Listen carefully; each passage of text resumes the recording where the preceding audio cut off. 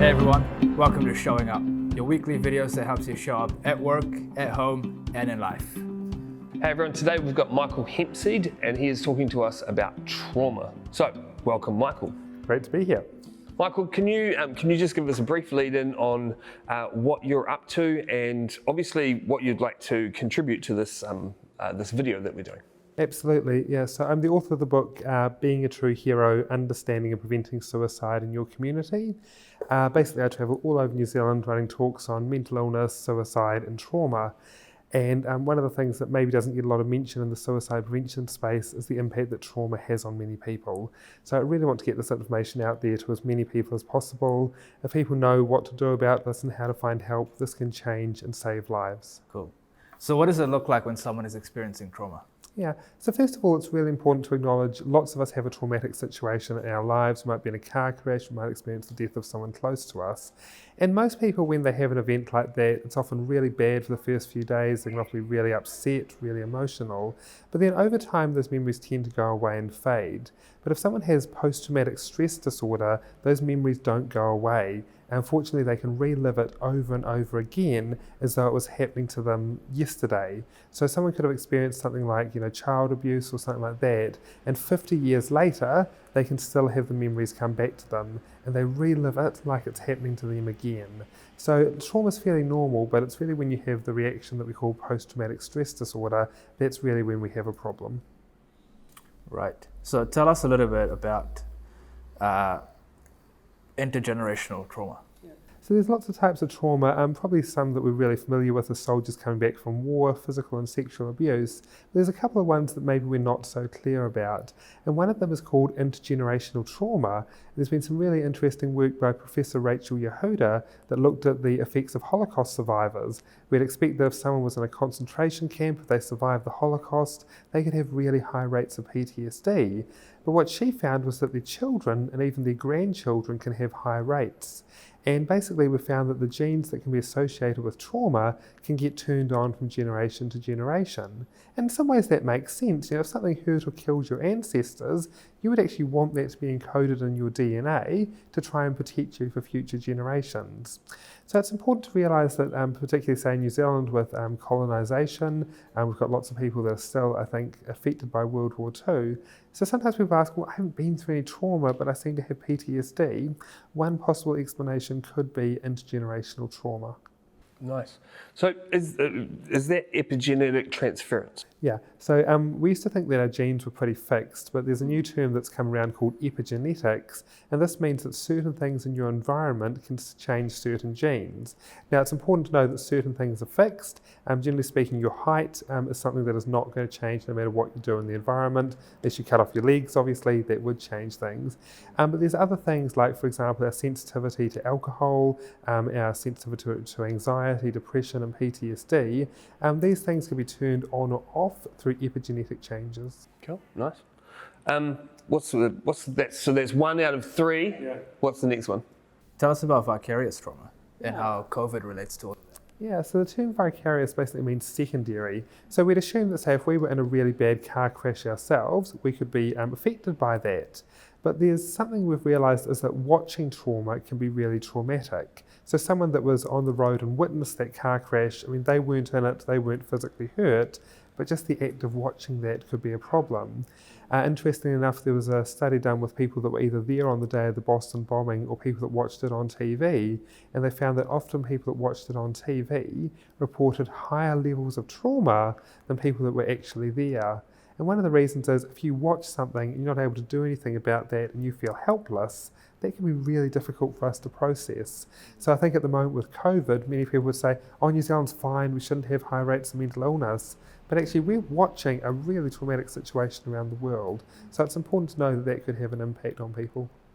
And this is, because we spoke about this a while ago, where it was this whole, how is it that the young people who haven't experienced directly when they're asked, interviewed, researched, they haven't experienced direct trauma, but there is a lot of mental health issues stemming from it. And this is what I remember you told me was potentially. And the fact that phones, in the past we used to watch the news at say 6 o'clock and we maybe get a trauma then, but now with Facebook and things like this, it can blast trauma at us all the time, and so we can be constantly exposed to this. We'll move on to the final one. Yep. Do you want to talk a little bit about sexual trauma? Yeah, so I think this is one that sometimes people think it's too embarrassing to talk about, but it is actually really important to be aware of this. We know that unfortunately in the Western world, lots of young people have experienced sexual abuse. The latest figures suggest that about 1 in 3 women and about 1 in 6 or 7 men have experienced this. So this is not something that happens to just a few people, and it's extremely rare.